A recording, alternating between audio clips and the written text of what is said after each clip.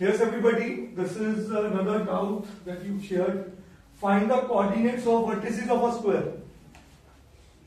Inscribed in the triangle. एक triangle के अंदर एक स्क्वायर इंस्क्राइब्ड है with a 0,0, b 2,1 and c 3,0. पहले इसकी फिगर समझते हैं कैसी होगी. a 0,0 मतलब मेरा ये पॉइंट आ गया, ओरिजिन को उसने a ले लिया. b point is 2,1 and c is 3,0. अगर मैं इसको 1, 2 और 3 यहां पे लेता हूं तो ये मेरा पॉइंट आया कौन सा, C पॉइंट. थोड़ा और बड़ा फिगर बना लेता हूं. 1, 2 और समझ 3. तो ये पॉइंट मेरा आया C विच इज 3,0. ठीक है. तो ये यहां पे एक ट्राइंगल फॉर्म हो रहा है.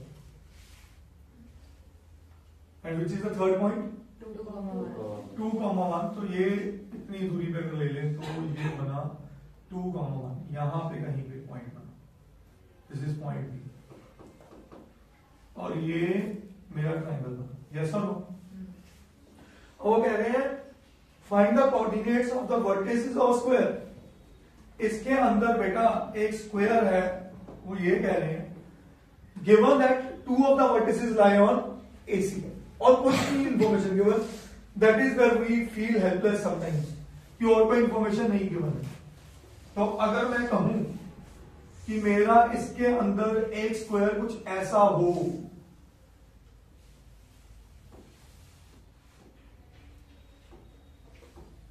कोई दिक्कत नहीं, बोलिए. Yes sir. इस स्क्वायर को नाम दे दूं P, Q, R और S, तब भी कोई दिक्कत नहीं. बोलो. अगर मैं P के कोऑर्डिनेट्स और Q के कोऑर्डिनेट्स की बात करूं. अच्छा एक और सोचते हैं. मैं कहता हूं इस स्क्वायर की जो लेंथ है वो L है.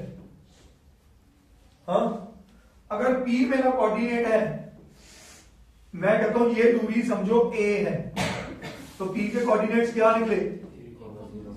तो जल्दी से बताओ, ये A है, ये L है, ओरिजिन से Q तक की दूरी कितनी हुई, A plus L.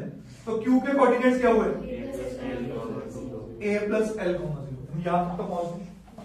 Yes sir. अगर हम यहां तक पहुंच गए, अब मुद्दा है क्या कोऑर्डिनेट्स R के होंगे. सुनो सुनो, वेरी गुड. ये डी लाइन L है, तो ये यहां से यहां तक पॉइंट क्या होगा, L होगा.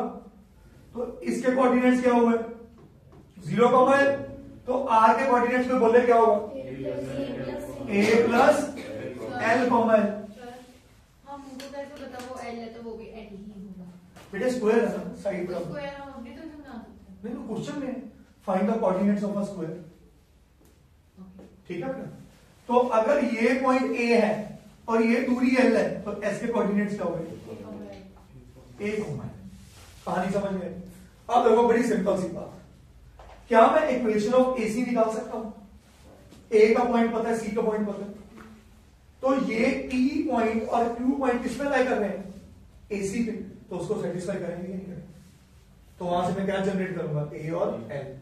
कहानी पल्ले पड़ी सबको. तो मैं बात कर रहा हूं इक्वेशन ऑफ AC.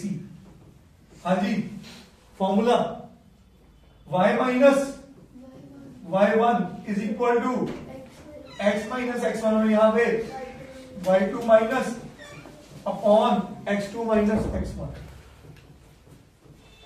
हाँ जी. तो y माइनस y1 कौन लू, ओरिजिन ले ले AC का 0 और इधर क्या आया x माइनस 0.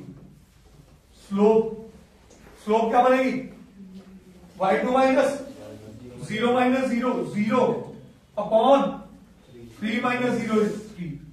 तो टेक्निकली 0 इंटू एनीथिंग इज. ठीक है. तो y इज इक्वल टू क्या आ गया, सही है.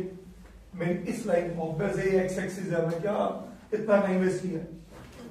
एक्स एक्सिस की इक्वेशन क्या होती है, तो ये तो भाई शेयर वेस्टेज ऑफ टाइम है. तो इसको तो चाहे नोट ही ना करो, हम क्यों इतना मत्था मार रहे हैं. बेटे ये एक्स एक्सिस है, एक्स एक्सिस की इक्वेशन मुझे पता क्या होती है, y इज इक्वल टू 0. सही है. अब बात करते हैं equation of AB. Equation of A B, हाँ जी, फिर वही game, y minus y not 0, x minus x not वो भी 0, और यहां पे क्या आएगा 1 माइनस 0 अपॉन 2 माइनस 0, तो ये बना 2y is equal to x, तो आगे समझ में आए 2y is equal to x। तो इसका मतलब 2y की जगह क्या, पॉइंट s किस पे लाई कर रहा है, point s lies on A B, तो मेरा पहला रिलेशन बना y की जगह 2l is equal to a, yes और नो, y की जगह l डाल दिया और x की जगह a डाल दिया। अब आ जाओ आगे, equation of BC, equation of BC पे बात करें, फिर से 2 पॉइंट फॉर्म है, तो मैं इसको x1 y1 ले रहा हूं, y माइनस 0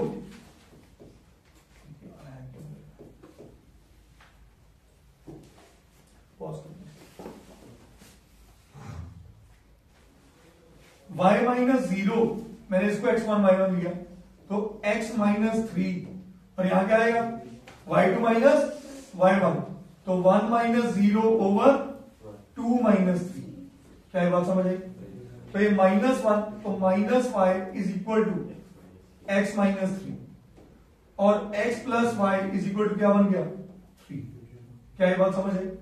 अब इस पॉइंट पे कौन लाई कर रहा है, बोलिए, x की जगह इसको देखो a प्लस एल, तो पॉइंट r लाइज ऑन किस पे, BC पे, सो x की जगह लिखूंगा a प्लस एल और y की जगह l इज इक्वल टू 3, और a किसके बराबर है 2l के, सो 2l प्लस l इज 3, तो भाई l कितना आया, हाँ जी 4 है, 3/4, l कितना आया 3/4, तो that means a is equal to 2l, so 2 into 3/4, so a कितना आया 3/2, क्या ये बात समझ आई सबको।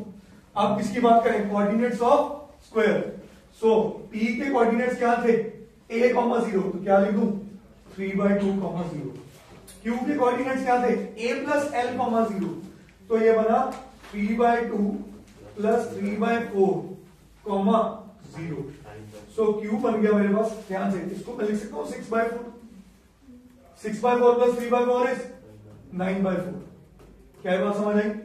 फिर आते हैं r पे, r के कोऑर्डिनेट्स क्या है a plus l, l, a है 3/2 प्लस 3/4, l की जगह 3/4, तो लिख दो इसको 9/4, 4, 9/4, 3/4, और फिर रह गया s, s के कोऑर्डिनेट्स क्या है a, l, a की जगह क्या लिख दो बेटा 3/2, और l की जगह क्या लिख दो 3/4, सो ये मेरे कोऑर्डिनेट्स आ गए, दैट्स माय आंसर, अंडरस्टैंडेबल।